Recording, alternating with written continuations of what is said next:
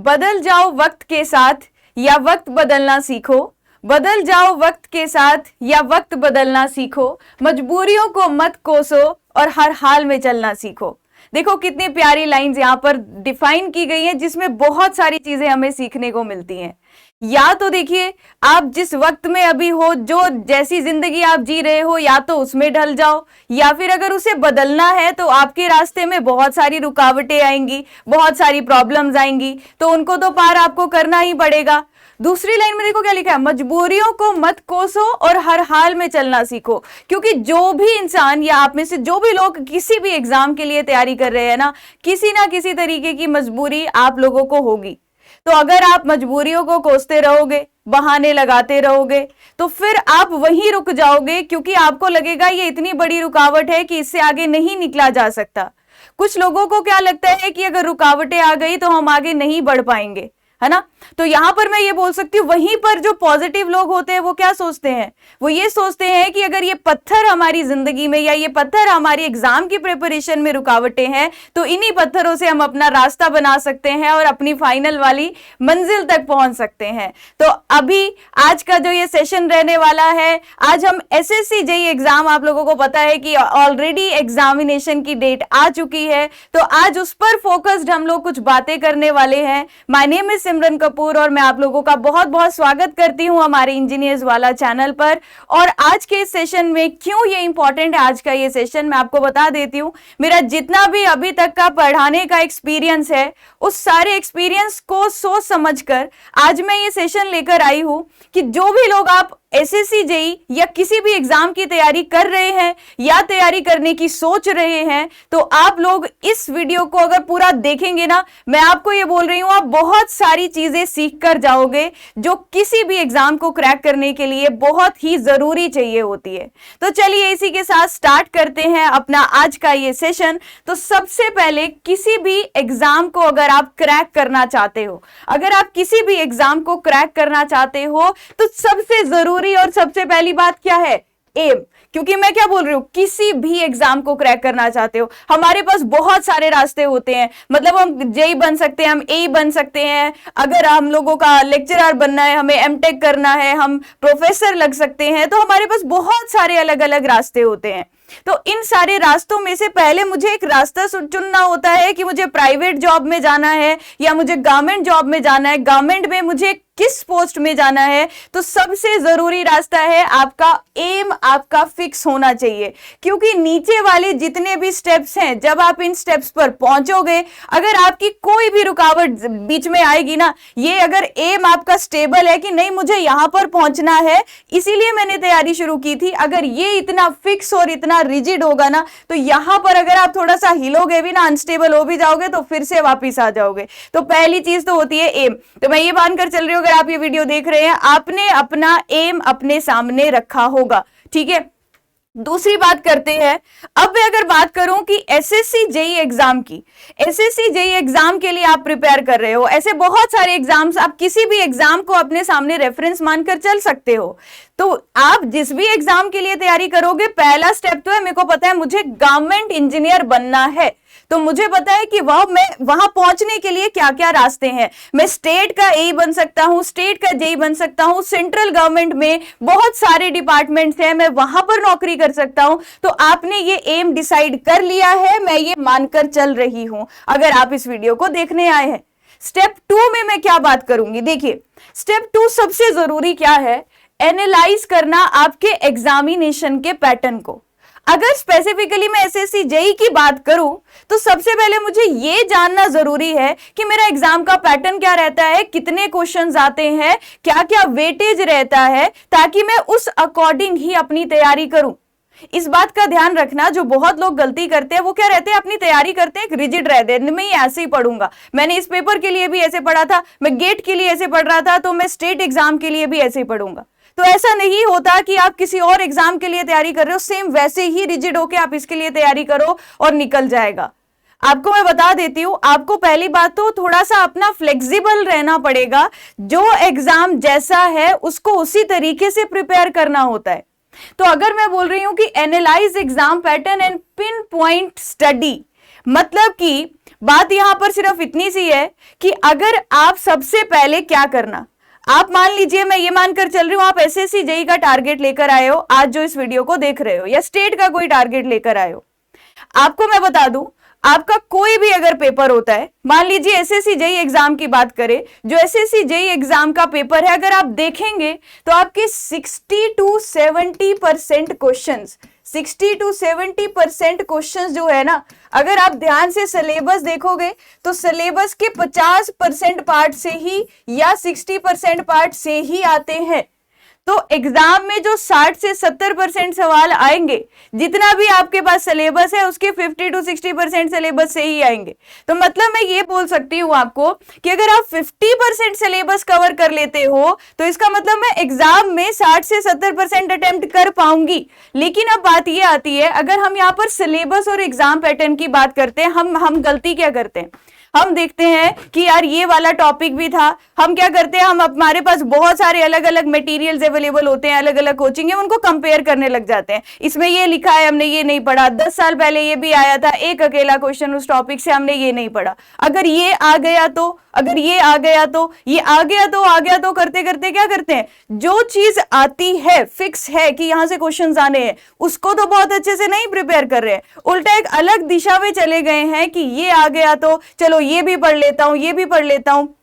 मैं आपको बताती हूं होता क्या है कि अगर आप ऐसे करते करते करते चलते जाओगे ना, आपको पता है ना पीएचडी जो की जाती है वो इतने बड़ा आपका एक सब्जेक्ट होता है, उस सब्जेक्ट में एक टॉपिक से भी सब टॉपिक को उठाया जाता है और उस पे रिसर्च की जाती है, जिसके लिए 5 साल लग जाते हैं।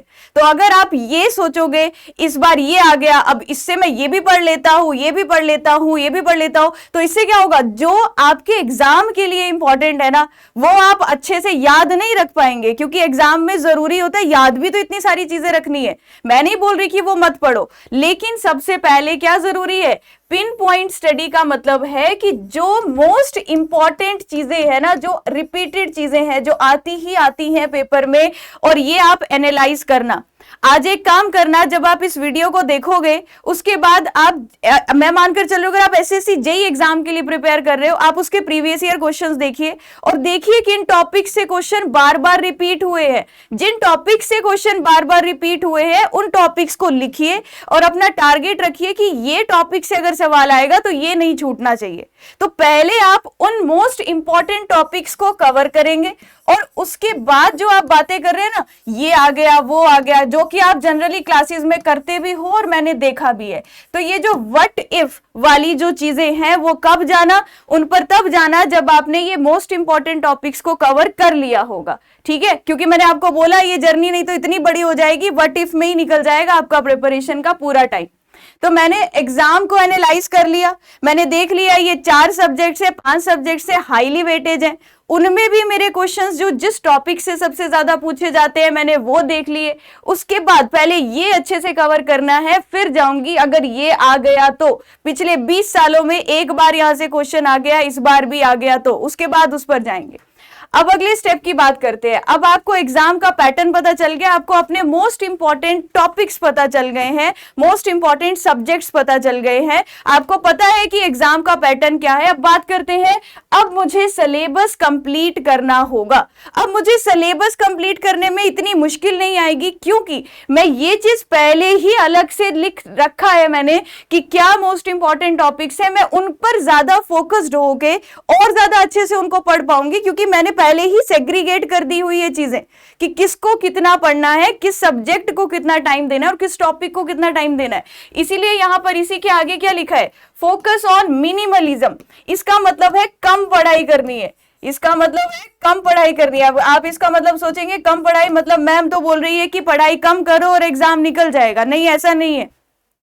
ये जो फोकस ऑन मिनिमलिज्म का मतलब क्या है, इसका मतलब है कि आपको कैसे काम करना है, आपको स्मार्ट वर्क करना है। जो लोग कहते हैं ना स्मार्ट वर्क, यही होता है स्मार्ट वर्क। स्मार्ट वर्क का मतलब क्या है, ये पता होना चाहिए कि छोड़ना क्या है। ऐसे देखा जाए तो सिविल इंजीनियरिंग के ही इतने सारे सब्जेक्ट्स हैं या किसी भी पर्टिकुलर ब्रांच के इतने सारे सब्जेक्ट्स हैं, हर एक को कवर करने के लिए कितना टाइम लगेगा अगर मैं एक एक एक एक चीज जितनी भी रेफरेंस बुक में लिखी है वो सारी याद करते जाऊं। है ना, समझ रहे हो इस चीज को। तो कम पढ़ाई का मतलब है स्मार्ट वर्क करना है। स्मार्ट वर्क का मतलब है कि सबसे पहले मैं अपने वो नंबर पक्के कर लूंगी जहां से मुझे पता है कि सवाल आते ही आते हैं। फॉर एग्जाम्पल मैं सर्वेइंग सब्जेक्ट पढ़ाती हूं जो कि सिविल इंजीनियरिंग का सब्जेक्ट है, तो मैं आपको बोल रही हूं levelling chapter is the most important chapter और उससे बहुत सारे क्वेश्चंस बनते हैं। आरएल निकालने का क्वेश्चन आता है, कंपास सर्वे से बियरिंग का क्वेश्चन आता है, तो वो आते ही आते हैं। वो क्वेश्चन तो ऐसे पढ़कर जाने कि इससे कुछ भी पूछ लेंगे तो वो आ जाएगा। तो ये जस्ट एक एग्जाम्पल के लिए बताया कि कम पढ़ाई करनी है। और कम पढ़ाई का मतलब ये है कि आपको पूरे सिलेबस में से वो छांटी कर लेना है कि यार ये चीज आती है और इसको मैं पहले अच्छे से पढ़ूंगा और बाद में जब मेरे पास टाइम, मेरे पास और बचा, मेरे पास और टाइम है, तब मैं इस व्हाट इफ वाले टॉपिक्स में जाऊंगा। ठीक है, तो अब आपने सिलेबस भी अपना उस अकॉर्डिंग कवर कर लिया जैसा आपका एग्जाम का पैटर्न है। तो स्टेप 4 आता है हमारा रिवीजन का।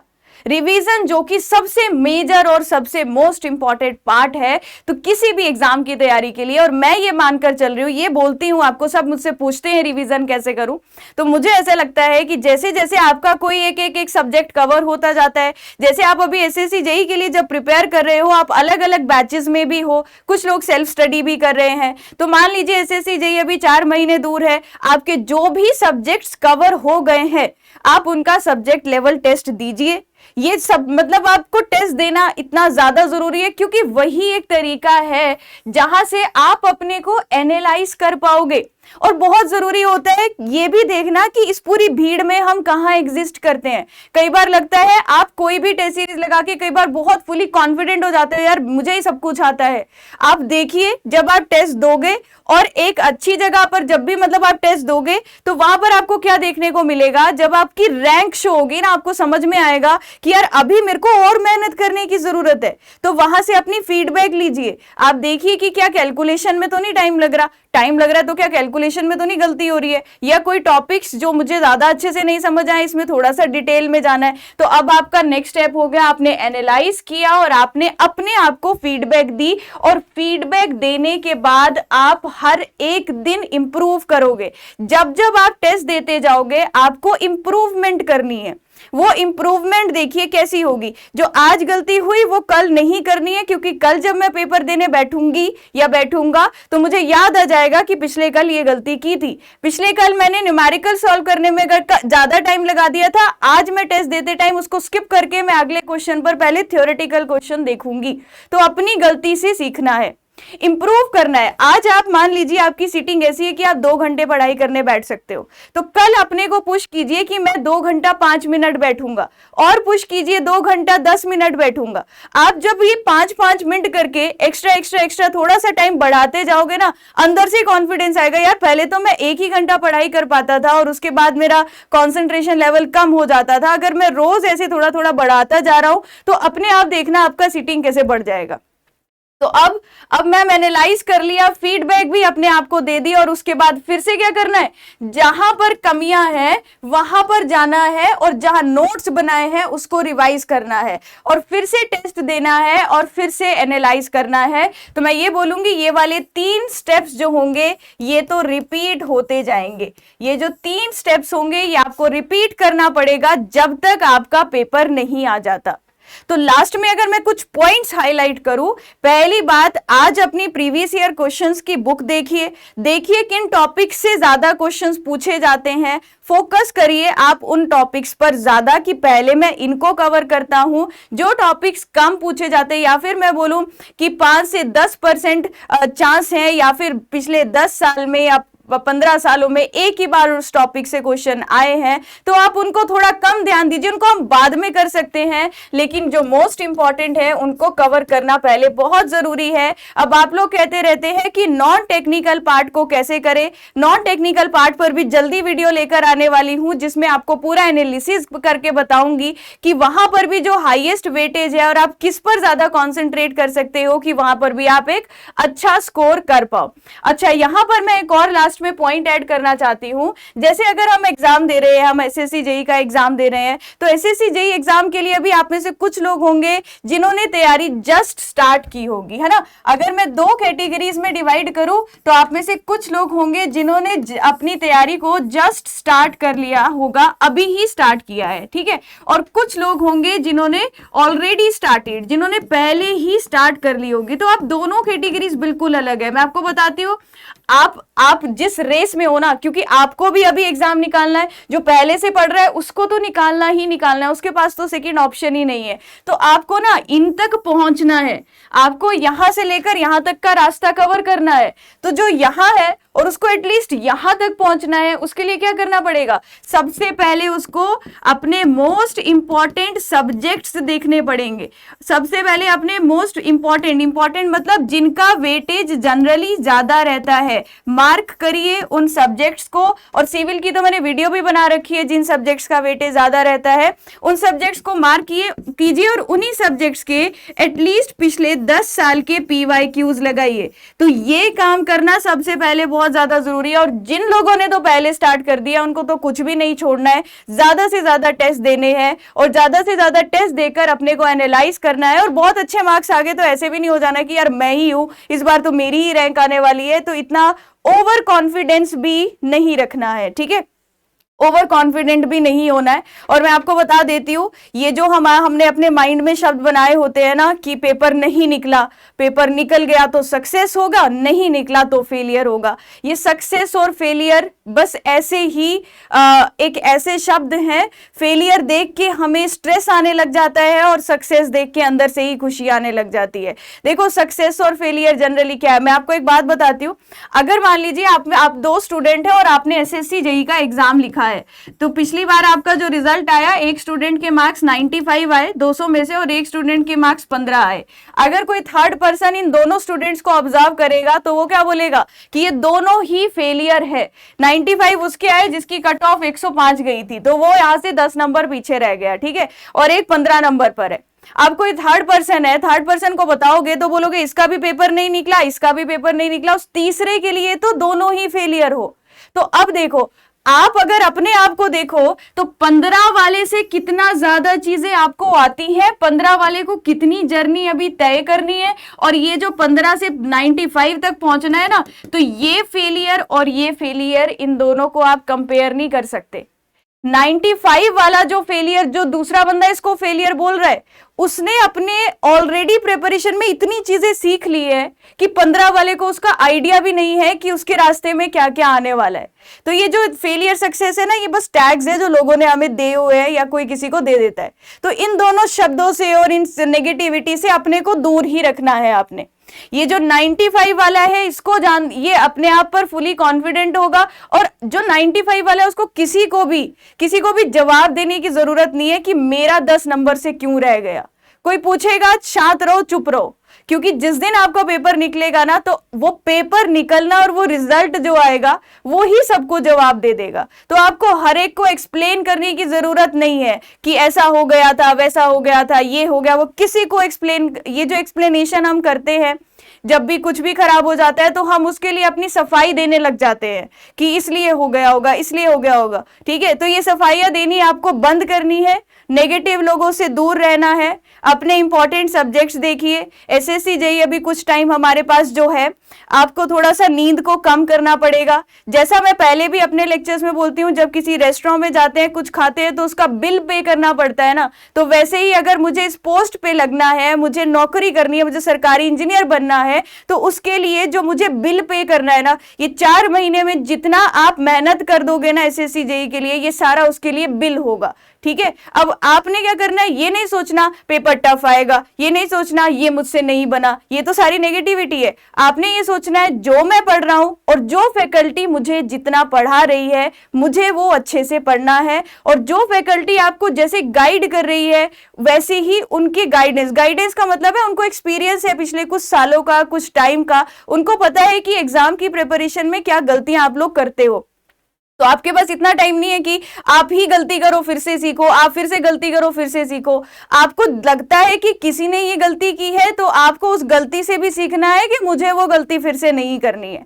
तो आई होप मेरी इन सारी बातों का आप ध्यान रखोगे और एक लिस्ट बनाओगे कौन से मोस्ट इंपॉर्टेंट सब्जेक्ट्स हैं, कौन से मोस्ट इंपॉर्टेंट टॉपिक्स उसमें आते हैं, और उन टॉपिक्स पर ज्यादा फोकस करना जहां से रिपीटेड क्वेश्चन जो है बार बार पूछे जाते हैं किसी भी एग्जाम में। और ये जो व्हाट इफ या फिर ये आ गया वो आ गया, ये तब करना जब आप ये सारा इंपॉर्टेंट पार्ट जो होगा इसको पूरा अच्छे से कवर कर पाओगे। और इन 4 महीने की जर्नी में हम लोग भी आपके साथ हैं। और अगर आपको कोई भी गाइडेंस चाहिए regarding this SSC JE exam, कोई भी गाइडेंस, तो आप जरूर इस कमेंट सेक्शन में वो हमसे पूछ सकते हैं। और ये आपकी रिक्वेस्ट थी कि कुछ आप नॉन टेक्निकल के रिगार्डिंग भी आप गाइड कीजिए, तो उस पर भी मैं जल्दी वीडियो लेकर आऊंगी आप लोगों के लिए। तो मैं ये बोलूंगी कि आप रिजल्ट की टेंशन मत लीजिए।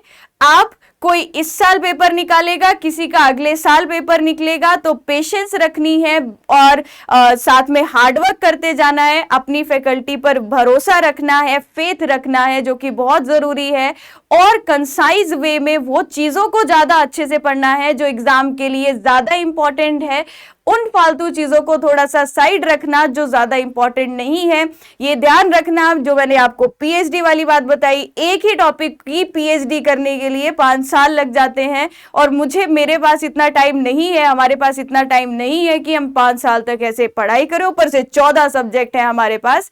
तो ये सारी बातों को ध्यान रखिए। और आज की वीडियो जब आप देख लोगे उसके बाद आप सारे क्वेश्चंस जो आपके प्रीवियस ईयर क्वेश्चंस की बुक होगी एक बार एनालाइज कीजिए, देखिए किन टॉपिक से ज्यादा क्वेश्चंस आए हैं, उस पार्ट को अपना स्ट्रांग बना लीजिए, इतना स्ट्रांग बना लीजिए कि उसमें से कुछ पूछा जाता है तो वो आप इजीली कर पाए, और प्रीवियस ईयर क्वेश्चन से आपको एक बहुत ही अच्छा आइडिया मिल जाएगा। लेकिन फिर भी आपको इस exam SSC JE related exam या आपके स्टेट एई जेई रिलेटेड एग्जाम से रिगार्डिंग कुछ भी पूछना है, कोई भी डाउट आ रहा है रिगार्डिंग योर प्रिपरेशन की क्या करना चाहिए क्या नहीं करना चाहिए, ये जितनी बातें मैंने आज शेयर की ना, ये बहुत ही ज्यादा जरूरी है। मतलब पढ़ाई के साथ साथ क्योंकि आप सिलेबस भी पढ़ते जाते हो, सब कुछ पूरा कवर करते जाते हो, तो ये सब चीजें आपका बाद में टाइम बचा देती है। क्योंकि जब सब चीजें आपने लिखी होंगी कि क्या करना है क्या नहीं करना है, तो आपको पता होगा कि जब आप तैयारी कर रहे हो आप ये कितना पढ़ोगे, कितना इसको टाइम दोगे, कितना किस सब्जेक्ट को टाइम देना है। ठीक है, तो अभी तो मैं यही कहूंगी कि एसएससी जेई एग्जाम के लिए आपको कुछ भी क्वेरी है तो आप कमेंट सेक्शन में बताइए। ऑलरेडी इस चैनल पर एसएससी जेई की इतनी सारी क्लासेस चल रही हैं, वहां से आप बहुत सारी चीजें सीख सकते हैं। मेरा सर्वेइंग का सब्जेक्ट चल रहा है सुबह 8 बजे, तो आप वहां पर सर्वेइंग की क्लासेस में थ्योरी भी देख सकते हैं, क्वेश्चंस भी देख सकते हैं। तो चलिए इसी के साथ मैं आज के सेशन को एंड करती हूं, और ये मानकर चलती हूं कि आपको यहां पर बहुत चीजें सीखने को मिली होंगी। किसी भी एग्जाम को क्रैक करने के लिए आपको किन बातों का ध्यान रखना है। चलिए मिलते रहेंगे ऐसे ही बाकी और सेशंस के साथ। Thank you everyone, bye bye and all the very best आपकी एग्जाम की प्रिपरेशन के लिए।